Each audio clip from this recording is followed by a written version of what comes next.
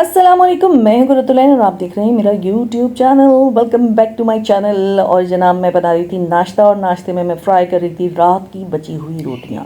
जी हाँ, मैं बनाती हूँ रात की रोटियों को फ्राई कर लेती हूँ क्योंकि मुझे लगता है कि भूसी टुकड़े में देने से बेहतर है कि मैं इनको फ्राई कर लूँ। फिर जनाब, नाश्ते के बाद मैंने कपड़े तय किए। ये देखिए, मिनटों में मैंने सारे कपड़े तय कर लिए। देखा आपने? अच्छा।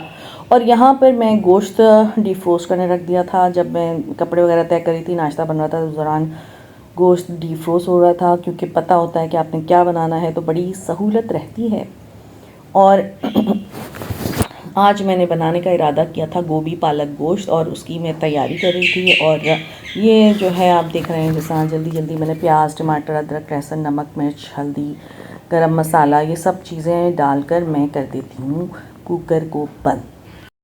जी, दरमियान में आ गया था पानी वाला और मैं पानी देने चली गई थी। और उसके बाद जनाब, ये देखें कुकर को बंद किया जा रहा है। ये मैं आपको पिछले व्लॉग में बता चुकी हूँ कि मैंने पूरा प्लान बना लिया कि किस दिन मुझे क्या बनाना है।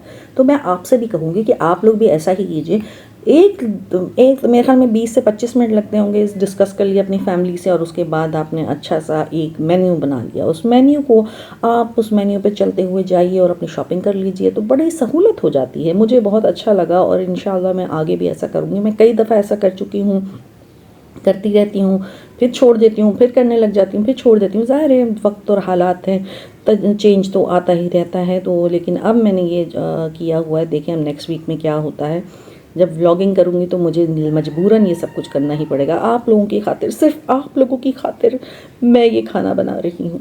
जी हाँ, तो ये बन रहा है गोभी पालक गोश्त। आज मेरी कज़न से मेरी बात हुई। मेरी कज़न है, मेरी कज़न सिस्टर छोटी है मुझसे, और आज मेरी उससे वॉइस चैट पे बात हुई और हम याद कर रहे थे अपनी दादों को, कितनी ज़बरदस्त खातून हुआ करती थी। उनके हाथों पे और पैरों पे हमेशा मेहंदी लगी रहती थी। मेरी दादों के हाथों पे भी और पैरों पे भी कभी भी मेहंदी उतरी नहीं। वो पैरों के तलवों पे भी मेहंदी लगाया करती थी। कहती थी मेरे हाथ बहुत ठुट्टे ठुट्टे हैं ना, इसलिए मैं उनको छुपाने के लिए मेहंदी लगाती हूँ। और एड़ियाँ फटी हुई हैं तो उनको छुपाने के लिए मेहंदी लगाती हूँ। फिर वो उनके बालों पे हिसाब हमेशा लगा रहता था। कलर लगाती थी और कोशिश करती थी कि कोई बाल उनका जो है ना बग़ैर कलर का ना रहे। कपड़े पहनने की भी बहुत शौकीन थी।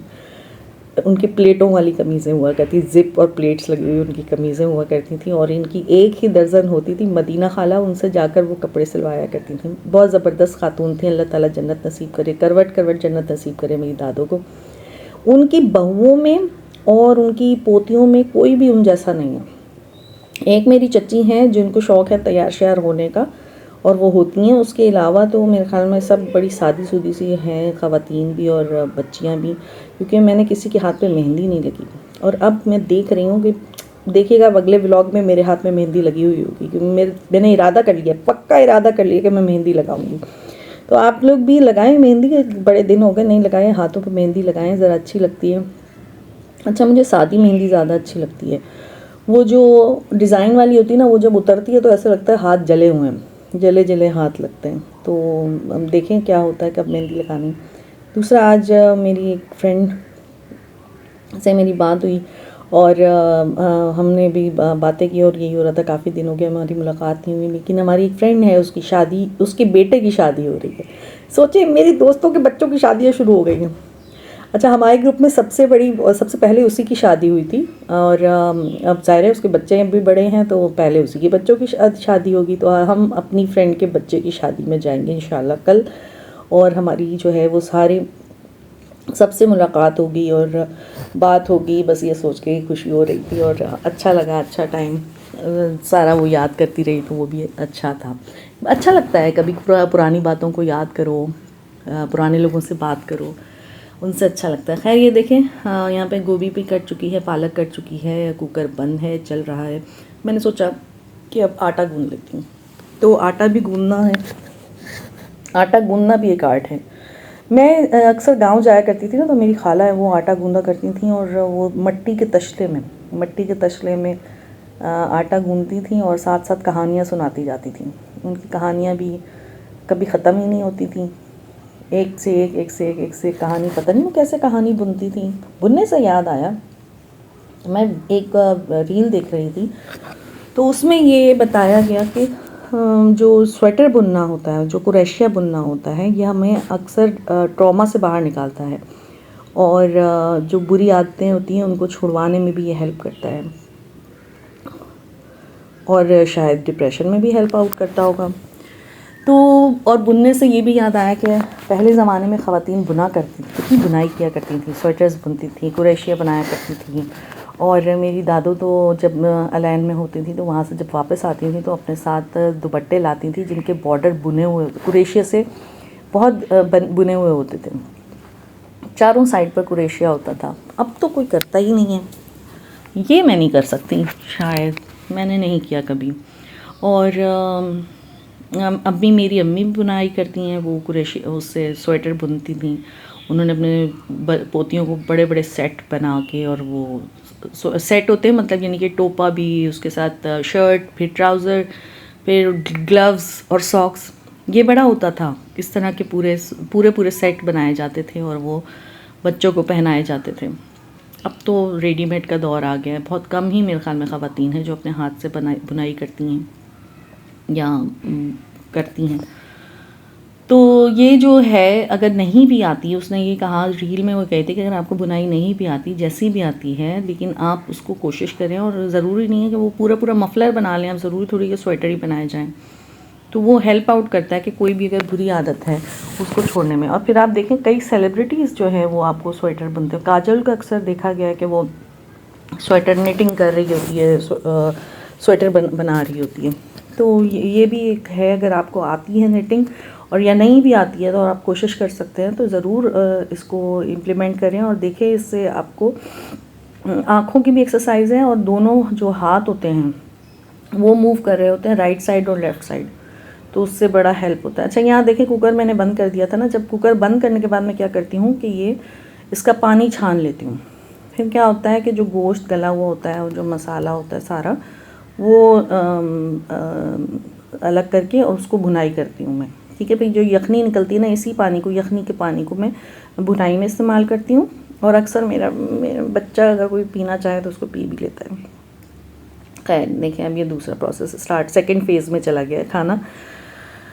हाँ, तो मैं बता रही थी, ज़िंदगी को गुजारने के ना बहुत सारे तरीके हैं। या तो आप ऐसे ही गुजार दें, बस गुजर रही है, या फिर उसको थोड़ा प्लान कर लें।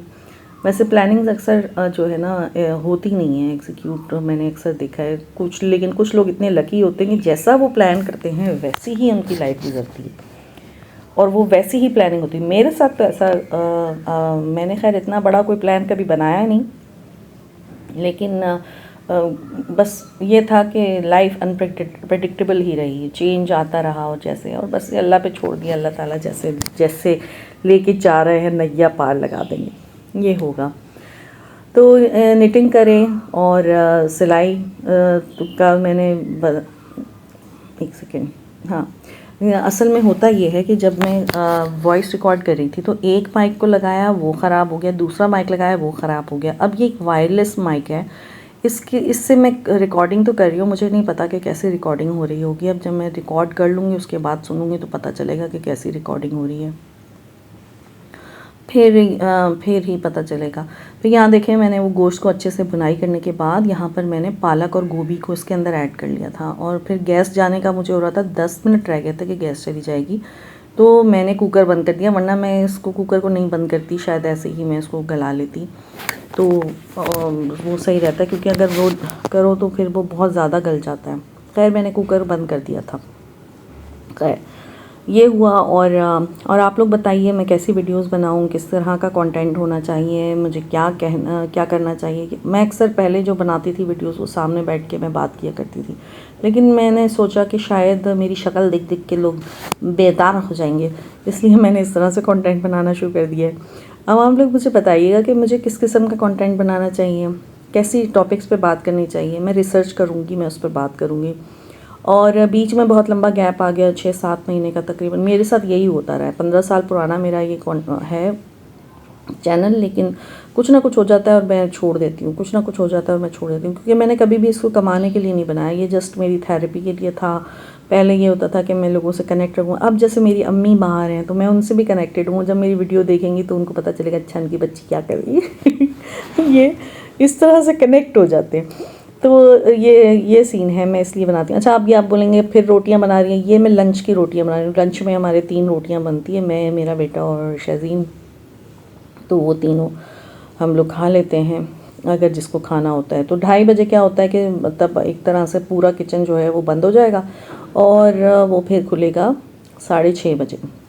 उस दौरान खाने बर्तन गंदे तो हो सकते हैं, लेकिन ये कि खाना वाना पकाने का सारा सिस्टम जो होता है ना, लेकिन मेरा तो ख़त्म हो जाता है। लेकिन मेरे बच्चे जो हैं वो जब से बड़े हुए हैं ना, ये किचन में घुस के कुछ ना कुछ बनाते रहते हैं। जैसे कभी कोई केक बना लिया, बेटा जिम जाता है तो उसको अंडे बनाने होते हैं, वो अपने तरीके से अंडे फ्राई करता है, वो बिल्कुल भी उसमें ऑयल नहीं डालता, तो वो करता है। तो मैं जब अक्सर ऐसा होता है ना कि आप किचन को पूरा क्लीन करके और नीट एंड क्लीन करके लेट जाते हैं और आप सोचते हैं कि यार चलो अब तो काम ख़त्म हो गया, लेकिन जब आप किचन में दोबारा घुसें तो आपको पता चले कि इलेक्ट्रिक केटल में चाय बनी हुई है, फ्राइंग पैन भी गंदा हुआ है, या कोई प्लेट गंदी रखी हुई है।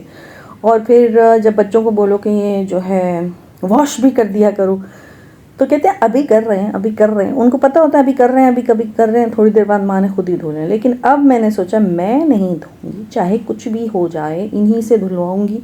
और खैर वो धो देते हैं। एक एक प्लेट ही तो होती है, अपनी प्लेट गंदी की है तो चलो धो दो, लेकिन बर्तन गंदे करने का तो बहुत ही। ये देखें कितना खूबसूरत गोभी पालक गोश्त तैयार हो चुका है और रोटियां भी तैयार हो चुकी हैं। मेरा काम हो गया था ख़त्म। इसके बाद मैं जाके आराम करूँगी। नमाज़ पढ़ी थी मैंने बीच में ज़ोहर की, अब असर तक मैं आराम फरमाऊँगी। फिर उसके बाद असर के बाद देखेंगे क्या करना है ज़िंदगानी में।